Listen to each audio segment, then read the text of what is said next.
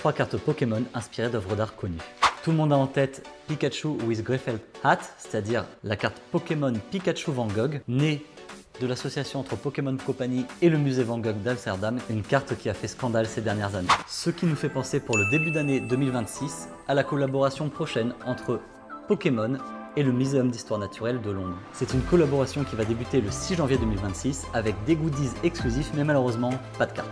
Mais tout ça, ça ne nous empêchera pas de vous parler d'Edvard Munch, un peintre très célèbre, né fin 19e en Norvège à Oslo, et surtout de son tableau phare, le Cri. C'est un tableau qui était repris par Tomokazu Komiya, l'illustrateur des 5 cartes phares Pokémon qui sont apparues en reproduction du tableau Le Cri lors de la collaboration en 2018 avec le Metropolitan Museum de Tokyo. Et lors de cet événement, vous aviez retrouvé des cartes que maintenant tout le monde connaît, à savoir Pikachu, Evoli, Mimikyu, Psychoquack et Brindibou. Et pour la petite histoire, Pikachu était distribué directement lors de l'événement. Pour les autres cartes, on pouvait les avoir pour l'achat de 2 boosters ou un portfolio, soit seulement 470 yens. Et on poursuit maintenant avec la deuxième carte un peu moins évidente, c'est la Palkia V167 de la série Astre Radieux. Et c'est une carte magnifique qu'on doit à Osvaldo Cato. Et cette carte, ou en tout cas l'illustration de cette carte, reprend un tableau de 1953 intitulé La Relativité.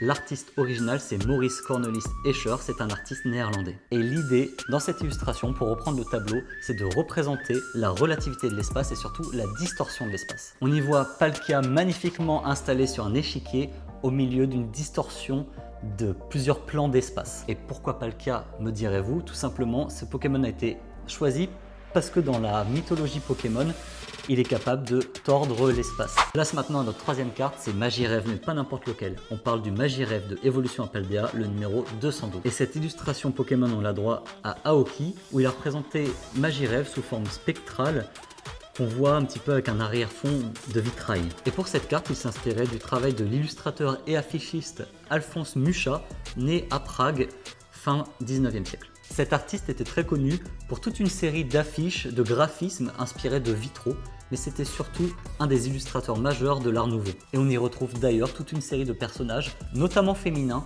qu'on retrouve devant des vitraux. Bien entendu, on va poursuivre cette série de vidéos sur les illustrations Pokémon qui sont tirées d'œuvres réelles, de l'art contemporain ou de l'art plus ancien. Et si vous avez d'autres exemples, n'hésitez pas à nous les laisser en commentaire.